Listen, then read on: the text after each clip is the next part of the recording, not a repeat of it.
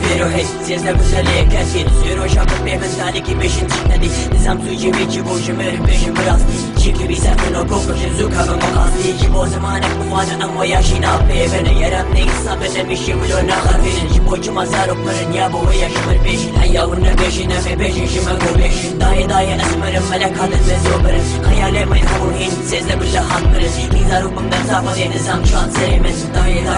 Dayı duba ve esmerim Ben de teröristin hem insanın beyaz animin Muhadisli dünya ve muhadisler ve balkırız Beyimin de ve bekası emesin de kalkırız Hazar habib o kurver değil şu dakiriz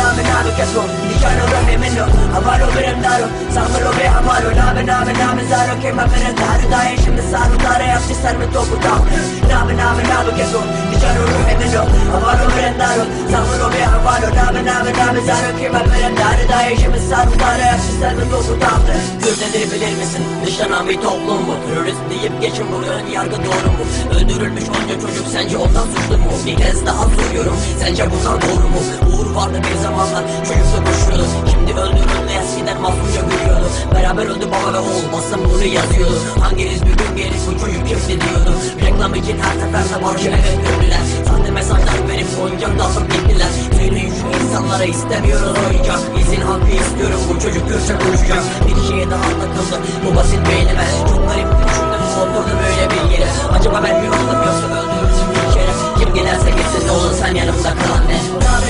Name kesmo, diciano rame meno Avaro berendaro, samaro be avaro Name zaro ke ma berendaro Daye şimdi sarılara yaptı serme topu dağını Name kesmo, diciano rame meno Avaro berendaro, samaro be avaro Name zaro ke ma berendaro Daye şimdi sarılara yaptı serme topu dağını Bir gözyaşı daha süzüldü bu yanaktan Ne olur gitme be anne yanımdan Kal yine eskisi gibi oğlumla Ölmedim anne yeter ki sen ağlama Bir gözyaşı daha süzüldü bu yanaktan Ne olur gitme be anne yanımdan Kal yine eskisi gibi oğlumla Ölmedim anne yeter ki sen ağlama